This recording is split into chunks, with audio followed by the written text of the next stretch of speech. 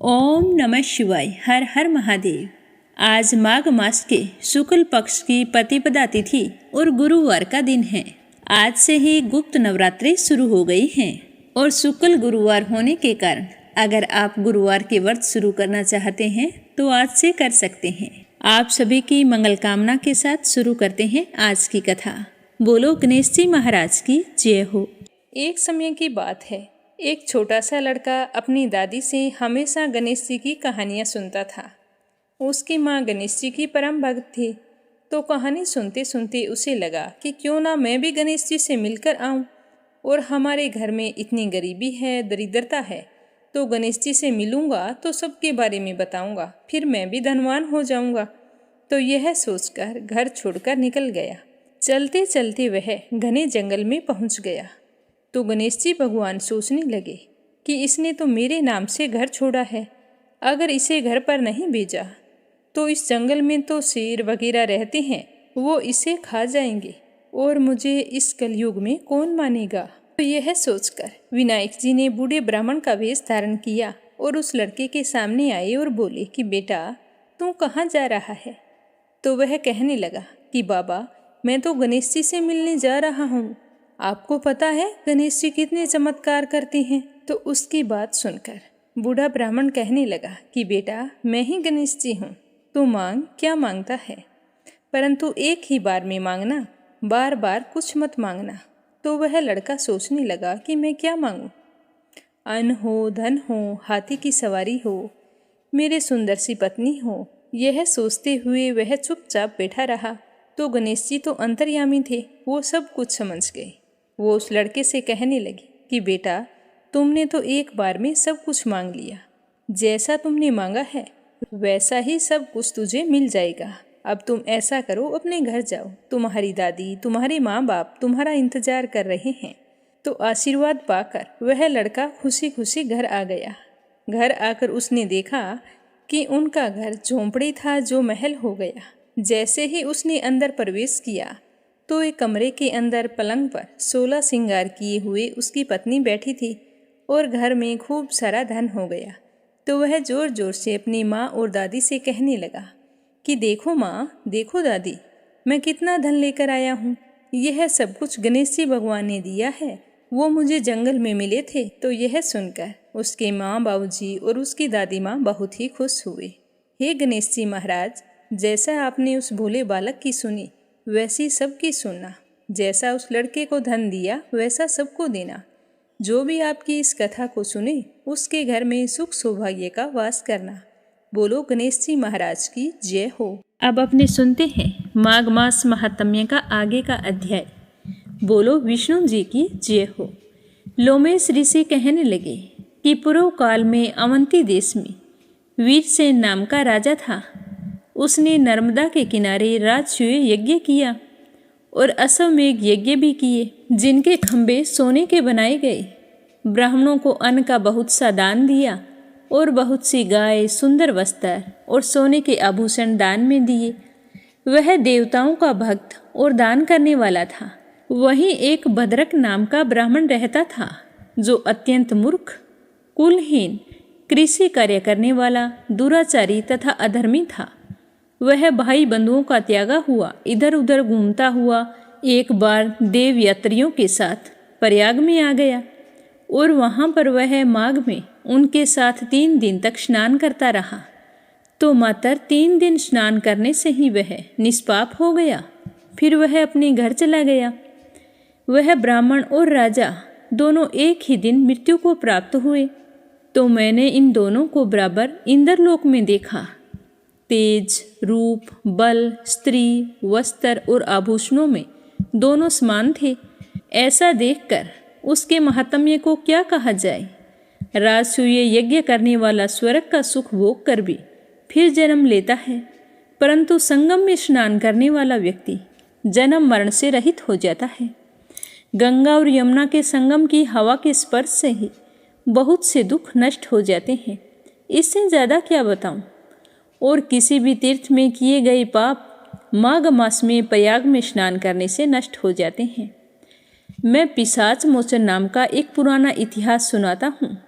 इस इतिहास को यह कन्याएं और तुम्हारा पुत्र भी सुनेगा तो उससे इनको स्मृति प्राप्त होगी। यह कहकर लोमेश ऋषि पुराना इतिहास सुनाने लगे कि पुराने समय में देवश्रुति नाम का बड़ा गंभीर और वेदों का पारंगत एक वैष्णव ब्राह्मण था। उसने पिशाच को निर्मुक्त किया था। तो लोमेश ऋषि की बात सुनकर वेदनिधि कहने लगे कि वह कहाँ का रहने वाला था, किसका पुत्र था, किस पिशाच को उसने निर्मुक्त किया था। आप कृपया करके मुझे विस्तार पूर्वक यह सारी कथा सुनाइए। तो वेदनिधि की बात सुनकर लोमेश ऋषि कहने लगे कि किल्पज्ञ से निकली हुई सुंदर सरस्वती के किनारे पर उसका स्थान था। जंगल के बीच में पुण्य जल वाली सरस्वती नदी बहती थी। वन में अनेक प्रकार के पशु भी विचरते थे। उस ब्राह्मण के श्राप के भय से पवन भी बहुत सुंदर चलती थी और वन चेतर रथ के समान था। उस जगह धर्मात्मा देवधूति रहता था। उसके पिता का नाम सुमित्रा था और वह लक्ष्मी के वरदान से उत्पन्न हुआ था।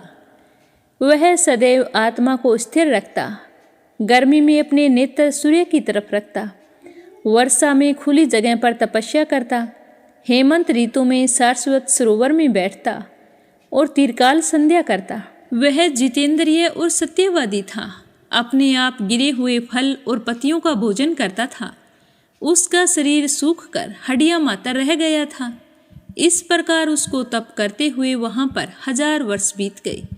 तप के प्रभाव से उसका शरीर अग्नि के समान प्रज्वलित था। विष्णु जी की प्रसन्नता से ही वह सारे कर्म करता था। दधीचि ऋषि के वरदान से ही वह श्रेष्ठ वैष्णव हुआ। एक समय उस ब्राह्मण ने बैसाख के महीने की एकादशी को हरि की पूजा कर उनकी सुंदर स्तुति तथा विनती की। उसकी विनती सुनकर भगवान उसी समय गरुड़ पर चढ़कर उसके पास आई। चतुर्भुज विशाल नेत्र, मेघ जैसा स्वरूप, भगवान को स्पष्ट देखकर प्रसन्नता के मारे उसकी आंखों में आंसू भर आए और वह कृतकृत्य होकर उसने भगवान को प्रणाम किया। उसने अपने शरीर को भी याद नहीं रखा और भगवान के ध्यान में लीन हो गया। तब भगवान ने कहा कि हे देवद्युति, मैं जानता हूँ कि तुम मेरे परम भक्त हो। मैं तुमसे अति प्रसन्न हूँ। तुम मांगो, क्या वरदान मांगते हो। तो इस प्रकार भगवान के वचन सुनकर प्रेम के मारे लड़खड़ाती हुई वाणी में वह कहने लगा कि हे देवादिदेव, अपनी माया से शरीर धारण करने वाले, आपका दर्शन देवताओं को भी दुर्लभ है और मुझे आपके दर्शन हो गए हैं, तो मुझे और क्या चाहिए। मैं सदैव आपकी भक्ति में ही लगा रहूं। भगवान उसके वचन सुनकर कहने लगे कि ऐसा ही होगा। आज से तुम्हारे तप में कोई बाधा नहीं पड़ेगी। जो मनुष्य तुम्हारे कहे गए स्त्रोत को पढ़ेगा, सुनेगा या सुनाएगा, उसकी मुझ में अचल भक्ति होगी। उसके सारे धर्म कार्य सफल होंगे और उसकी ज्ञान में परम निष्ठा होगी। बोलो विष्णु भगवान की जय हो। माघ मास महात्म्य का आज का अध्याय समाप्त हुआ। श्रद्धा भाव से सुनते रहिए। भगवान श्री हरि आपकी सारी मनोकामनाएं पूर्ण करे। अब अपने सुनते हैं भागवत कथा का आगे का अध्याय। बोलो श्री हरि विष्णु भगवान के अनंत स्वरूपों की जय हो। बोलो भागवत कथा की जय हो।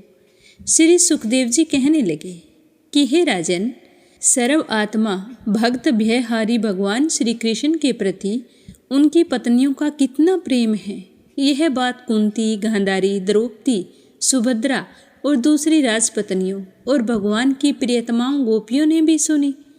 सब के सब उनका यह अलौकिक प्रेम देखकर अत्यंत मुग्ध और अत्यंत विस्मित हो गई। सबके नेत्रों में प्रेम के आंसू छलक आए। इस प्रकार जिस समय स्त्रियों से स्त्रियां और पुरुषों से पुरुष बातचीत कर रहे थे, उसी समय बहुत से ऋषि मुनि भगवान श्री कृष्ण और बलराम जी का दर्शन करने के लिए वहां आ गए। उनमें से थे श्री कृष्ण देवपायन व्यास, देव ऋषि नारद, च्यवन, देवल, असित, विश्वामित्र, सदानंद, भारद्वाज, गौतम, अपने शिष्यों के सहित भगवान परशुराम, वशिष्ठ, गालव, भृगु, पुलस्त्य, कश्यप, अत्रि, मार्कंडेय, बृहस्पति, द्वित, त्रित, एकत, सनक, सनंदन, सनातन, सनत कुमार, अंगिरा, अगस्त्य, याज्ञवल्क्य और वामदेव इत्यादि ऋषियों को देखकर पहले से बैठे हुए नरपति, युधिष्ठिर आदि पांडव, भगवान श्री कृष्ण और बलराम जी सहसा उठ खड़े हुए और फिर उन सब ने विश्व वंदित ऋषियों को प्रणाम किया। इसके बाद स्वागत आसन, अर्घ्य, पुष्पमाला, धूप और चंदन आदि से सब राजाओं तथा बलराम जी के साथ स्वयं भगवान श्री कृष्ण ने उन सब ऋषियों की विधि पूर्वक पूजा की। जब सब मुनि आराम से बैठ गए तब धर्म की रक्षा के लिए अवतीर्ण भगवान श्री कृष्ण उनसे कहने लगे। उस समय बहुत बड़ी सभा चुपचाप बैठकर भगवान का भाषण सुन रही थी। तो भगवान श्री कृष्ण ने कहा कि हम लोगों का जीवन सफल हो गया। आज जन्म लेने का हमें पूरा पूरा फल मिल गया, क्योंकि जिन योगेश्वरों का दर्शन बड़े बड़े देवताओं के लिए भी अत्यंत दुर्लभ है, उन्हीं का दर्शन हमें प्राप्त हुआ है, जिन्होंने बहुत थोड़ी तपस्या की है और जो लोग अपने इष्ट देव को समस्त प्राणियों के हृदय में ना देखकर केवल मूर्ति विशेष में ही उनका दर्शन करते हैं, उन्हें आप लोगों के दर्शन, स्पर्श, कुशल प्रश्न, प्रणाम और पाठ पूजा आदि का सुअवसर भला कब मिल सकता है। केवल जल में तीर्थ ही तीर्थ नहीं कहलाते और केवल मिट्टी या पत्थर की प्रतिमाएं ही देवता नहीं होती। संत पुरुष ही वास्तव में तीर्थ और देवता होते हैं, क्योंकि उनका बहुत समय तक सेवन किया जाए तब वे पवित्र करते हैं, परंतु संत पुरुष तो दर्शन मात्र से ही कृतार्थ कर देते हैं। अग्नि, सूर्य, चंद्रमा, तारे, पृथ्वी, जल, आकाश, वायु, प्राणी और मन के अधिष्ठात देवता उपासना करने पर भी पाप का पूरा पूरा नाश नहीं कर सकते, क्योंकि उनकी उपासना से भेद बुद्धि का नाश नहीं होता, वह और भी बढ़ती है। परंतु यदि घड़ी दो घड़ी भी किसी ज्ञानी महापुरुषों की सेवा की जाए तो वे सारे पाप ताप मिटा देते हैं, क्योंकि वे भेद बुद्धि के विनाशक होते हैं।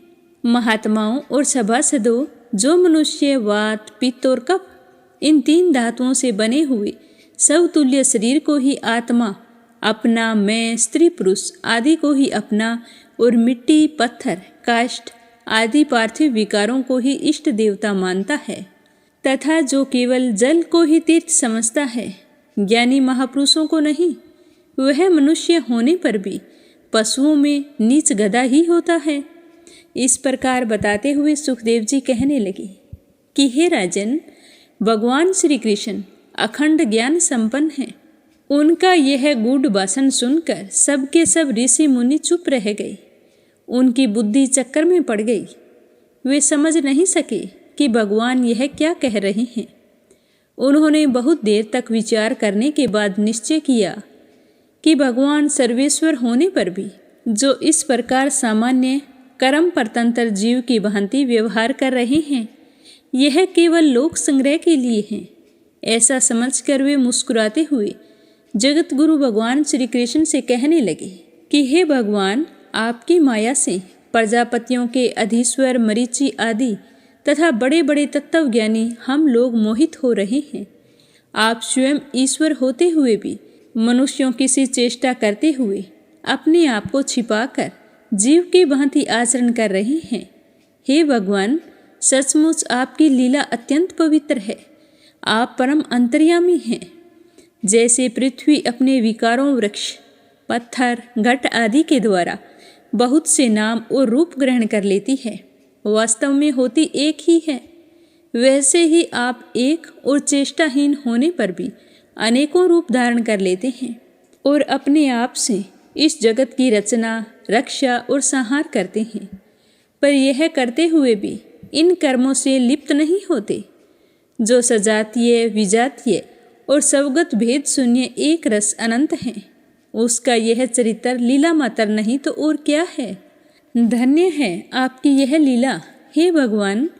यद्यपि आप प्रकृति से परे स्वयं पर ब्रह्मा परमात्मा हैं, तथापि समय समय पर भक्त जनों की रक्षा और दुष्टों का दमन करने के लिए विशुद्ध सतौम्य श्री विग्रह प्रकट करते हैं और अपनी लीला के द्वारा सनातन वैदिक मार्ग की रक्षा करते हैं।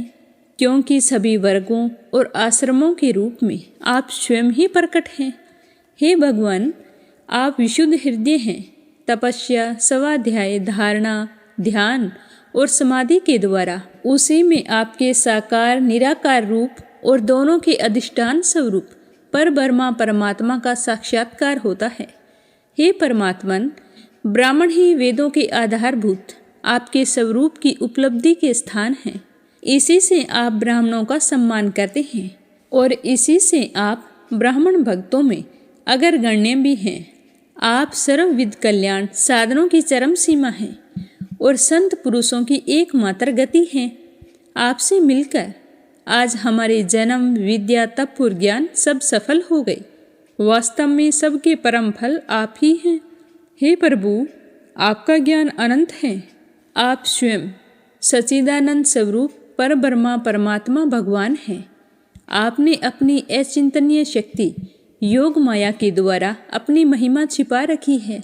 हम आपको नमस्कार करते हैं।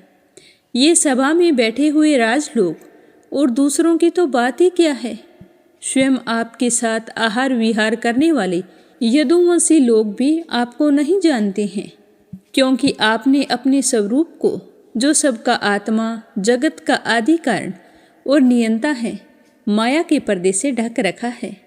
जब मनुष्य देखने लगता है उस समय स्वपन के मिथ्या पदार्थों को ही सत्य समझ लेता है और नाम मात्र की इंद्रियों से प्रतीत होने वाले अपने स्वपन शरीर को ही वास्तविक शरीर मान बैठता है। उसे उतनी देर के लिए इस बात का बिल्कुल भी पता नहीं चलता कि स्वपन शरीर के अतिरिक्त एक जागृत अवस्था का शरीर भी है।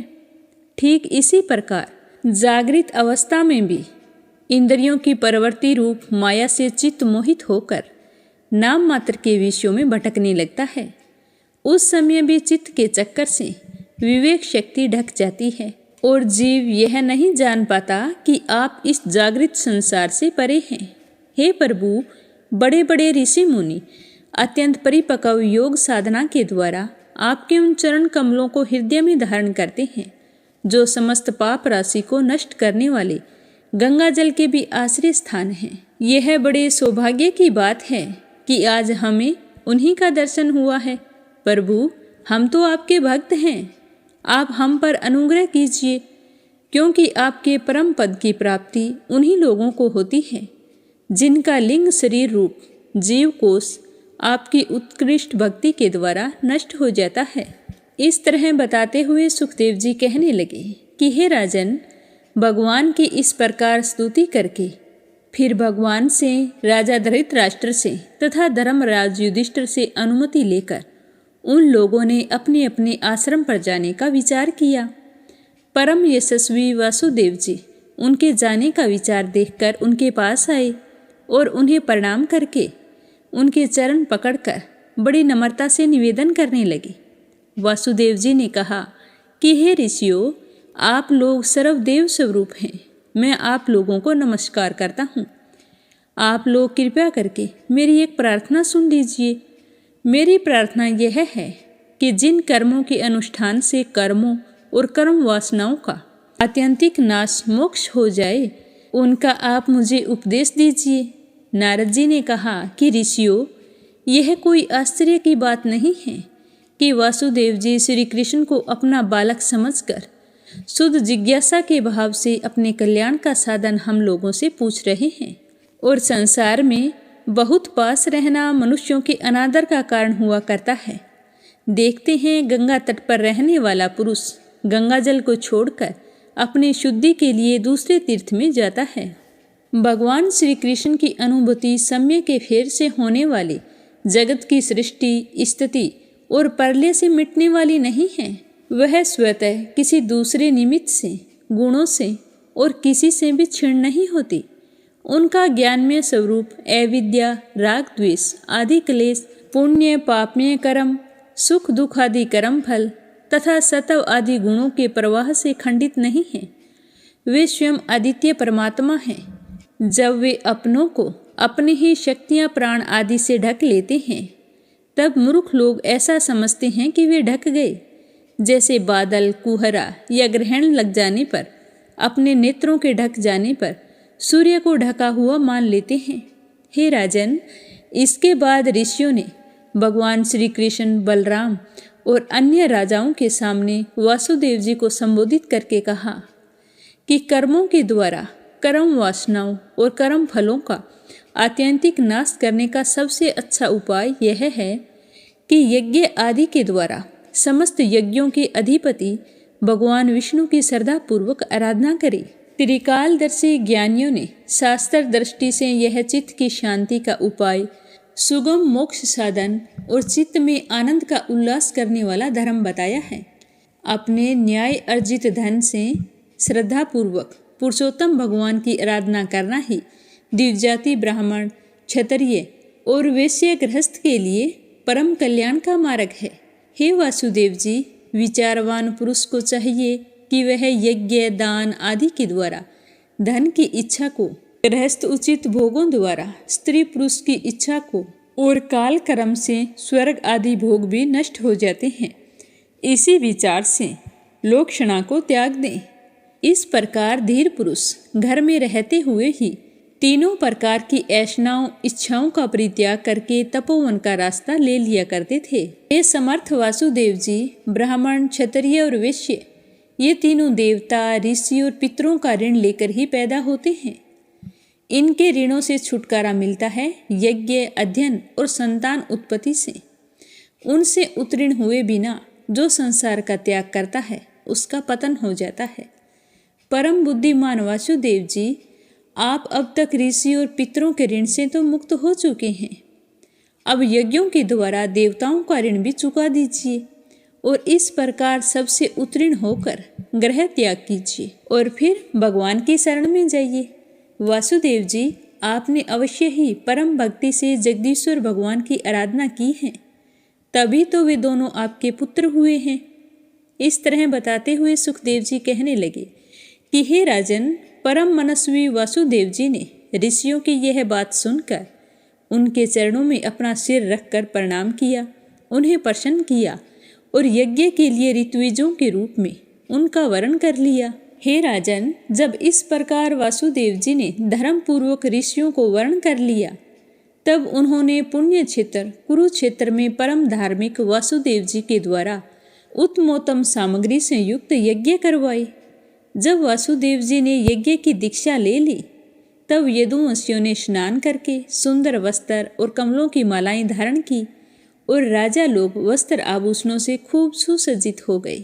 वासुदेव जी की पत्नियों ने सुंदर वस्त्र, अंगराग और सोने के हारों से अपने आप को सजा लिया और फिर वे सब बड़े आनंद से अपने अपने हाथों में मांगलिक सामग्री लेकर यज्ञशाला में आ गई। उस समय मृदंग, पखावज, शंख, ढोल और नगारे आदि बजने लगे। नट और नर्तकियां नाचने लगी। सूत और मागध स्तुति गान करने लगे। गंधर्वों के साथ सुरीले गले वाली गंधर्व पत्नियां भी गान करने लगी।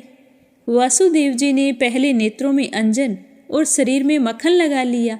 फिर उनकी देवकी आदि 18 पत्नियों के साथ उन्हें ऋत्विजों ने महाअभिषेक की विधि से वैसे ही अभिषेक कराया जिस प्रकार प्राचीन काल में नक्षत्रों के साथ चंद्रमा का अभिषेक हुआ था। उस समय यज्ञ में दीक्षित होने के कारण वासुदेव जी तो मृग चर्म धारण किए हुए थे, परंतु उनकी पत्नियां सुंदर सुंदर साड़ी, कंगन, हार, पाजेब और कर्णफूल आदि आभूषणों से खूब सजी हुई थी।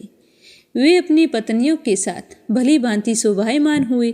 अतः हे राजन, वासुदेव जी के ऋत्विज और सदस्य रतन जटित आभूषण तथा रेशमी वस्त्र धारण करके वैसे ही सुशोभित हुए जैसे पहले इंद्र के यज्ञ में हुए थे।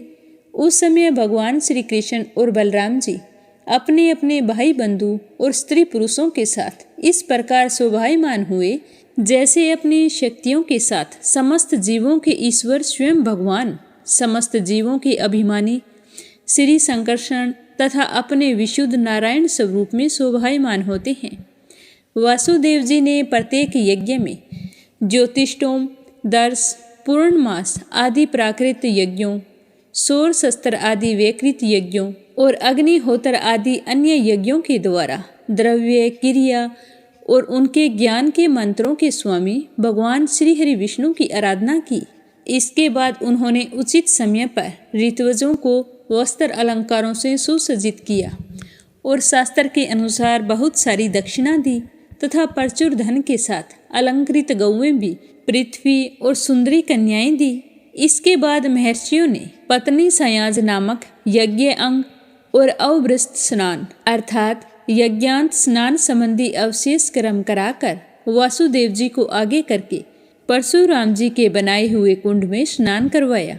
स्नान करने के बाद में वासुदेव जी और उनकी पत्नियों ने वंदी जनों को अपने सारे वस्त्र आभूषण दे दिए तथा स्वयं नए वस्त्र आभूषणों से सुसज्जित होकर फिर उन्होंने ब्राह्मणों से लेकर कुत्तों तक को भोजन करवाया। उसके बाद अपने भाई बंधुओं, उनके स्त्री पुरुषों तथा विदर्भ, कौशल, कुरु, काशी, केकई और संजय आदि देशों के राजाओं, सदस्यों, ऋत्विजों, देवताओं, मनुष्यों, भूतों, पितरों और चारणों को विदाई के रूप में बहुत सी भेंट देकर सम्मानित किया। वे लोग लक्ष्मीपति भगवान श्री कृष्ण की अनुमति लेकर यज्ञ की प्रशंसा करते हुए अपने अपने घर चले गए। हे राजन, उस समय राजा धृतराष्ट्र, विदुर, युधिष्ठिर, भीम, अर्जुन, भीष्म पितामह, द्रोणाचार्य, कुंती, नकुल, सहदेव, नारद जी, भगवान व्यासदेव तथा दूसरे स्वजन संबंधी और बांधव अपने हितैषी बंधु यादवों को छोड़कर जाने में अत्यंत विरह व्यथा का अनुभव करने लगे, तो उन्होंने अत्यंत स्नेह चित्त से यदुवंशियों का आलिंगन किया और बड़ी कठिनाई से किसी प्रकार अपने अपने देश को चले गए। दूसरे लोग भी इनके साथ ही वहां से रवाना हो गए। हे राजन, भगवान श्री कृष्ण, बलराम जी तथा उग्रसेन आदि ने नंद बाबा एवं अन्य समस्त गोपों की बहुत बड़ी बड़ी सामग्रियों से पूजा अर्चना की, उनका सत्कार किया और वे प्रेम परवश होकर बहुत दिनों तक वहीं पर रहे। वासुदेव जी अनायास ही अपने बहुत बड़े मनोरथ का महासागर पार कर गए थे, अतः उनके आनंद की कोई सीमा नहीं थी। सभी आत्मीय स्वजन उनके साथ थे। उन्होंने नंद बाबा का हाथ पकड़कर कहा कि भैया, भगवान ने मनुष्यों के लिए एक बहुत बड़ा बंधन बना दिया है और उस बंधन का नाम है स्नेह, प्रेम पास। मैं तो ऐसा समझता हूँ कि बड़े बड़े सूरवीर और योगी यति भी उसे तोड़ने में असमर्थ हैं। आपने हम अकृतज्ञों के प्रति अनुपम मित्रता का व्यवहार किया है। क्यों न हो, आप जैसे संत शिरोमणि का ऐसा स्वभाव तो होता ही है। हम इसका कभी बदला नहीं चुका सकते, आपको इसका कोई फल भी नहीं दे सकते। फिर भी हमारा यह मैत्री संबंध कभी नहीं टूटने वाला है। आप इसे सदा निभाते रहना। भैया, पहले तो बंदी गृह में बंद होने के कारण हम आपका कुछ भी प्रिय और हित नहीं कर सके। अब हमारी यह दशा हो रही है कि हम धन संपत्ति के नशे से, श्रीमत से अंधे हो रहे हैं। आप हमारे सामने हैं तो भी हम आपकी ओर देख भी नहीं सकते। दूसरों को सम्मान देकर स्वयं सम्मान ना चाहने वाले भैया, जो कल्याणकामी हैं, उसे राज्य लक्ष्मी ना मिले, इसी में उसका भला है। क्योंकि मनुष्य राज्य लक्ष्मी से अंधा हो जाता है और अपने भाई बंधु स्वजनों तक को देख नहीं पाता। इस तरह बताते हुए सुखदेव जी कहने लगे कि हे राजन, इस प्रकार कहते कहते वासुदेव जी का हृदय प्रेम से गदगद हो गया। उन्हें नंद बाबा की मित्रता और उपकार स्मरण हो आए। उनके नेत्रों में प्रेम के आंसू उमड़ आए और वे फिर रोने लगे। तो नंद जी अपने सखा वासुदेव को प्रसन्न करने के लिए एवं भगवान श्री कृष्ण और बलराम जी के प्रेम पास में बंद कर 3 महीनों तक वहीं पर रह गए और यदुवंशियों ने भी जी भर उनका सम्मान किया। इसके बाद बहुमूल्य आभूषण, रेशमी वस्त्र और नाना प्रकार की उत्तमोत्तम सामग्रियों और भोगों से नंद बाबा को, उनके वृजवासी साथियों को और बंधु बांधवों को खूब तृप्त किया। वासुदेव जी, उग्रसेन, श्री कृष्ण, बलराम, उद्धव जी आदि यदुवंशियों ने अलग अलग उन्हें अनेकों प्रकार की भेंटें दी। उनके विदा करने पर उन सब सामग्रियों को लेकर नंद बाबा अपने वृज के लिए रवाना हो गए। नंद बाबा, गोपों और गोपियों का चित्त भगवान श्री कृष्ण के चरण कमलों में इस प्रकार लग गया कि वे फिर प्रयत्न करने पर भी उसे वहां से लौटा नहीं सके और फिर बेमन से ही वहां से यात्रा शुरू की। जब सारे बंधु बांधव वहां से विदा हो चुके, तब भगवान श्री कृष्ण को ही एकमात्र इष्ट देव मानने वाले यदुवंशियों ने यह देखकर कि वर्षा ऋतु आ पहुंची है, तो द्वारिका के लिए प्रस्थान किया और वहां जाकर उन्होंने सब लोगों से वासुदेव जी के यज्ञ महोत्सव, स्वजन संबंधियों के दर्शन मिलन आदि तीर्थ यात्राओं के प्रसंगों को खूब प्रशंसा कर करके सुनाया। कई दिनों तक उन लोगों के बीच में इन्हीं बातों की चर्चा होती रही। इस तरह बताते हुए सुखदेव जी कहने लगे कि हे राजन, इसके बाद एक दिन भगवान श्री कृष्ण और बलराम जी प्रातःकालीन प्रणाम करने के लिए अपने माता पिता के पास गए। प्रणाम कर लेने पर वासुदेव जी बड़े प्रेम से दोनों भाइयों का अभिनंदन करके कहने लगे। वासुदेव जी ने बड़े बड़े ऋषियों के मुंह से भगवान की महिमा सुनी थी, उनके ऐश्वर्यपूर्ण चरित्र भी देखे थे। इससे उन्हें इस बात का दृढ़ विश्वास हो गया था कि ये साधारण पुरुष नहीं है, स्वयं भगवान है। इसीलिए उन्होंने अपने पुत्रों को प्रेम पूर्वक संबोधित करते हुए कहा कि सच्चिदानंद स्वरूप श्री कृष्ण, महायोगी स्वयं कृष्ण, तुम दोनों सनातन हो। मैं जानता हूँ कि तुम दोनों सारे जगत के साक्षात कारण स्वरूप प्रधान और पुरुष के भी नियामक परमेश्वर हो। इस जगत के आधार, निर्माता और निर्माण सामग्री भी तुम ही हो। इस सारे जगत के स्वामी तुम दोनों ही हो और तुम्हारी ही क्रीड़ा के लिए इसका निर्माण हुआ है। यह जिस समय जिस रूप में जो कुछ रहता है, होता है, वो सब कुछ तुम ही तो हो। इस जगत में प्रकृति रूप से भोग्य और पुरुष रूप से भोक्ता तथा दोनों से परे, दोनों के नियामक साक्षात भगवान तुम ही हो। जन्म, अस्तित्व आदि भाव विकारों से रहित परमात्मन इस चित्र विचित्र जगत का तुम्ही ने निर्माण किया है और इसमें स्वयं तुमने ही आत्मा रूप से प्रवेश भी किया है। तुम प्राण, क्रिया शक्ति और जीव ज्ञान शक्ति के रूप में इसका पालन पोषण कर रहे हो। क्रिया शक्ति प्रधान प्राण आदि में जो जगत की वस्तुओं की सृष्टि करने की जो सामर्थ्यता है, वह उनकी अपनी सामर्थ्यता नहीं है, तुम्हारी है, क्योंकि वे तुम्हारी समान चेतन नहीं, अचेतन है, स्वतंत्र नहीं, परतंत्र है। अतः उन चेष्टाशील प्राण आदि में केवल चेष्टा मात्र होती है, शक्ति नहीं। शक्ति तो तुम्हारी होती है। हे प्रभु, चंद्रमा की कांति, अग्नि का तेज, सूर्य की प्रभा, नक्षत्र और विद्युत आदि की संपूर्ण रूप से सत्ता, पर्वतों की स्थिरता, पृथ्वी की साधारणता, शक्ति रूपवर्ती और गंधर्व रूप गुण, ये सब वास्तव में तुम ही हो। हे परमेश्वर, जल में तृप्त करने, जीवन देने और शुद्ध करने की जो शक्तियाँ हैं, वे तुम्हारा ही स्वरूप हैं। जल और उसका रस भी तुम ही हो। हे प्रभु, इंद्रिय शक्ति, अंतःकरण की शक्ति, शरीर की शक्ति, उसका हिलना डोलना, चलना फिरना, ये सब वाकई तुम्हारी ही शक्तियाँ हैं। दिशाएं और उनके आकाश भी तुम ही हो। आकाश और उसका आश्रयभूत स्फोट, शब्द तन मात्रा या पराप्राणी, नाद पश्यंती, ओंकार मध्यम वर्ण एवं पदार्थों का अलग अलग निर्देश करने वाले पद, रूप, वैखरी, वाणी तुम ही हो। इंद्रियां, उनकी विषय प्रकाशने शक्ति और अधिष्ठातर देवता तुम ही हो। बुद्धि की निश्चय आत्मिका शक्ति और जीव की विशुद्ध स्मृति तुम ही हो। भूतों में उनका कारण तामस अहंकार, इंद्रियों में उनका कारण तेजस अहंकार और इंद्रियों के अधिष्ठातर देवताओं में उनका कारण सात्विक अहंकार तथा जीवों के आगमन का कारण ये सब माया तुम ही हो। हे भगवान, जैसे मिट्टी आदि वस्तुओं के विकार, घड़ा, वृक्ष आदि में मिट्टी निरंतर वर्तमान है और वास्तव में वे कारण रूप ही हैं, उसी प्रकार जितने भी विनाशवान पदार्थ हैं, उनमें तुम कारण रूप से अविनाशी तत्व हो। वास्तव में वे सब तुम्हारे ही स्वरूप हैं। हे प्रभु, सतव, रज और तम, ये तीनों गुण और उनकी वृत्तियाँ, महत्व आदि पर ब्रह्मा परमात्मे तुम में योग माया के द्वारा ही कल्पित है।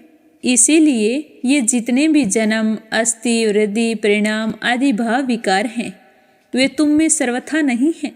जब तुम में इनकी कल्पना कर ली जाती है, तब तुम इन विकारों के अनुगत जान पड़ते हो। कल्पना की निवृत्ति हो जाने पर निर्कल्प परमार्थ स्वरूप तुम ही रह जाते हो। यह जगत सतव रज तम इन तीनों गुणों का प्रवाह है। देह, इंद्रिय, अंतःकरण, सुख दुख, राग, लोभ उन्हीं के कार्य हैं। इनमें जो अज्ञानी तुम्हारा सर्व आत्मा सूक्ष्म स्वरूप नहीं जानते, वे अपने देह अभिमान रूप अज्ञान के कारण ही कर्मों के फंदे में फंसकर बार बार जन्म मृत्यु के चक्कर में भटकते रहते हैं। हे परमेश्वर, मुझे शुभ प्रारब्ध के अनुसार इंद्रिय आदि की सामर्थ्य से युक्त अत्यंत दुर्लभ मनुष्य शरीर प्राप्त हुआ है, किंतु तुम्हारी माया के वश होकर मैं अपने सच्चे स्वार्थ परमार्थ से ही असावधान हो गया और मेरी सारी आयु यूं ही बीत गई। हे प्रभु, ये शरीर मैं हूँ और इस शरीर के संबंधी मेरे अपने हैं। इस अहंकार एवं ममता रूप स्नेह की फांसी से तुमने इस सारे जगत को बांध रखा है। मैं जानता हूँ कि तुम दोनों मेरे पुत्र नहीं हो, संपूर्ण प्रकृति और जीवों के स्वामी हो। पृथ्वी के भारभत राजाओं के नाश के लिए ही तुमने अवतार ग्रहण किया है। यह बात तुमने मुझसे कही भी थी। इसीलिए दीन जनों के हितैषी शरणागत वत्सल, मैं अब तुम्हारे चरण कमलों की शरण में हूँ, क्योंकि वे ही शरणागतों के संसार भय को मिटाने वाले हैं। अब इंद्रियों की लोलुपता से भर गया, इसी कारण मैंने मृत्यु के ग्रास इस शरीर में आत्म बुद्धि कर ली और तुम में जो कि परमात्मा हो। हे प्रभु, तुमने प्रसव गृह में ही हमसे कहा था कि मैं अजन्मा हूँ, फिर भी मैं अपनी ही बनाई हुई धर्म मर्यादाओं की रक्षा करने के लिए प्रत्येक युग में तुम दोनों के द्वारा अवतार ग्रहण करता हूँ। हे भगवान, तुम आकाश के समान अनेकों शरीर ग्रहण करते और छोड़ते रहते हो। वास्तव में तुम अनंत एक रस सत्ता हो।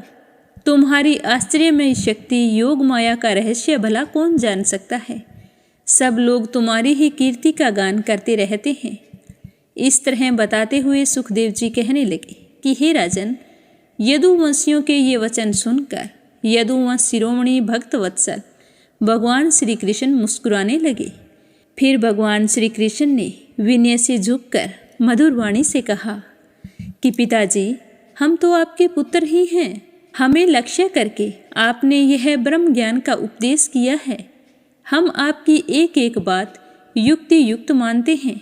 पिताजी, आप लोग, मैं, भैया बलराम जी, सारे द्वारिकावासी, संपूर्ण चराचर जगत, सब के सब आपने जैसा कहा वैसे ही हैं। सबको ब्रह्म रूप ही समझना चाहिए। पिताजी, आत्मा तो एक ही है, परंतु वह अपने में ही गुणों की सृष्टि कर लेता है और गुणों के द्वारा बनाए हुए पंचभूतों में एक होने पर भी अनेक, स्वयं प्रकाश होने पर भी दृश्य, अपना स्वरूप होने पर भी अपने से भिन्न, नित्य होने पर भी अनित्य और निर्गुण होने पर भी सवगुण के रूप में प्रतीत होता है।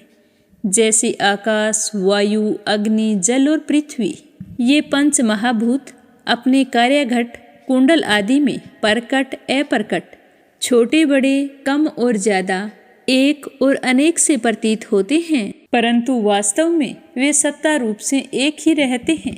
ठीक वैसे ही आत्मा में भी उपाधियों के भेद से ही नाना तव की प्रतीति होती है। इसीलिए जो मैं हूँ वही सब है। इस दृष्टि से आपका यह कहना ठीक है। हे राजन, भगवान श्री कृष्ण के इन वचनों को सुनकर वासुदेव जी नानातव बुद्धि छोड़ दी, वाणी से मौन और मन से निसंकल्प हो गए। उस समय वहाँ पर देवकी जी भी बैठी हुई थी। वो तो बहुत पहले से हैरान थी जब उन्होंने सुना था कि श्री कृष्ण और बलराम जी ने अपने मरे हुए गुरुपुत्र को यमलोक से वापस ला दिया था। वो तो तभी से विस्मित रहती थी। अब उन्हें उन पुत्रों की याद आ गई जिन्हें कंस ने मार डाला। उनके स्मरण से ही देवकी जी का हृदय आतुर हो गया, नेत्रों से आंसू बहने लगे। उन्होंने बड़े ही करुण स्वर से श्री कृष्ण और बलराम जी को संबोधित करते हुए कहा कि लोक अभिराम राम, तुम्हारी शक्ति मन और वाणी के परे है। हे श्री कृष्ण, तुम योगेश्वरों के भी ईश्वर हो। मैं जानती हूँ कि तुम दोनों प्रजापतियों के भी ईश्वर हो, आदि पुरुष नारायण हो। यह भी मुझे निश्चित रूप से मालूम है कि जिन लोगों ने काल क्रम से अपना धैर्य, संयम और सद्गुण खो दिया है, तब शास्त्र की आज्ञाओं का उल्लंघन करके जो स्वेच्छापरायण हो रहे हैं, भूमि के भारभूत उन राजाओं का नाश करने के लिए ही तुम दोनों मेरे गर्भ से अवतीर्ण हुए हो। विश्व आत्मन, तुम्हारे पुरुष रूप अंश से उत्पन्न हुई माया से गुणों की उत्पत्ति होती है और उनके लेस मात्र से जगत की उत्पत्ति, विकास तथा प्रलय होता है। आज मैं सर्वांतःकरण से तुम्हारी शरण हो रही हूँ। मैंने सुना है कि तुम्हारे गुरु सांदीपनि जी के पुत्र को मरे हुए बहुत दिन हो गए थे। उनको गुरु दक्षिणा देने के लिए उनकी आज्ञा तथा काल की प्रेरणा से तुम दोनों ने उनके पुत्र को यमपुरी से वापस ला दिया था। तुम दोनों योगेश्वरों के भी ईश्वर हो, इसीलिए आज मेरी भी अभिलाषा पूर्ण करो। मैं भी चाहती हूँ कि तुम दोनों मेरे उन पुत्रों को जिन्हें कंस ने मार डाला था, आज उन्हें तुम मुझे वो ला कर दो। मैं उन्हें जी भरकर देखना चाहती हूँ। हे राजन, माता देवकी जी की यह बात सुनकर भगवान श्री कृष्ण और बलराम दोनों ने योग माया का आश्रय लेकर सूतल लोक में प्रवेश किया। जब दैत्यराज बलि ने देखा कि जगत की आत्मा और इष्ट देव तथा मेरे परम स्वामी भगवान श्री कृष्ण और बलराम जी सूतल लोक में पधारे हैं, तब उनका हृदय उनके दर्शन के आनंद में निमग्न हो गया। उन्होंने झटपट अपने कुटुंब के साथ आसन से उठकर भगवान के चरणों में प्रणाम किया। अत्यंत आनंद से भरकर दैत्यराज बलि ने भगवान श्री कृष्ण और बलराम जी को श्रेष्ठ आसन दिया। जब वे दोनों महापुरुष उस पर विराजमान हो गए, तब उन्होंने उनके पांव पखारकर उनका चरणोदक परिवार सहित अपने सिर पर धारण किया। हे राजन, भगवान के चरणों का जल ब्रह्मा पर्यंत सारे जगत को पवित्र कर देता है। इसके बाद दैत्यराज बलि ने बहुमूल्य वस्त्र, आभूषण, चंदन, तांबूल, दीपक, अमृत के समान भोजन एवं अन्य विविध सामग्रियों से उनकी पूजा की और अपने समस्त परिवार, धन तथा शरीर आदि को उनके चरणों में समर्पित कर दिया। हे राजन, दैत्यराज बलि बार बार भगवान के चरण कमलों को अपने वक्षस्थल और सिर पर रखने लगा। उनका हृदय प्रेम से निहाल हो गया और उनके नेत्रों से आनंद के आंसू बहने लगे। रोम रोम खिल उठा। अब वे गदगद स्वर से भगवान की स्तुति करने लगे। दैत्यराज बलि ने कहा कि बलराम जी, आप अनंत हैं। आप इतने महान हैं कि शेष आदि सभी विग्रह आपके अंतर्भूत हैं। सच्चिदानंद स्वरूप श्री कृष्ण, आप सकल जगत के निर्माता हैं। ज्ञान योग, भक्ति योग दोनों के प्रवर्तक आप ही हैं। आप स्वयं ही परब्रह्मा परमात्मा हैं। आप दोनों को हम बारंबार नमस्कार करते हैं। हे भगवान, आप दोनों का दर्शन प्राणियों के लिए अत्यंत दुर्लभ है, फिर भी आपकी कृपा से वह भी सुलभ हो जाता है, क्योंकि आज आपने कृपया करके हम रजोगुणी एवं तमोगुणी स्वभाव वाले दैत्यों को भी दर्शन दिया है। हे प्रभु, हम और हमारे समान ही दूसरे दैत्य, दानव, गंधर्व, सिद्ध, विद्याधर, चारण, यक्ष, राक्षस, पिशाच, भूत, परमथ नायक आदि आपका प्रेम से भजन करना तो दूर रहा, आपसे सर्वदा दृढ़ वैर भाव रखते हैं, परंतु आपका श्री विग्रह साक्षात वेदमय और विशुद्ध सत्व स्वरूप है। इसीलिए हम लोगों से बहुतों ने दृढ़ वैर भाव से, कुछ ने भक्ति से और कुछ ने कामना से आपका स्मरण करके उस पद को प्राप्त किया है जिसे आपके समीप रहने वाले सतव प्रधान देवता भी प्राप्त नहीं कर सकते। तो आज की कथा को यहीं पर विराम देते हैं। आगे क्या हुआ यह सुनेंगे कल की कथा में। प्रेम से बोलो भागवत कथा की जय हो। विष्णु भगवान के अनंत स्वरूपों की जय।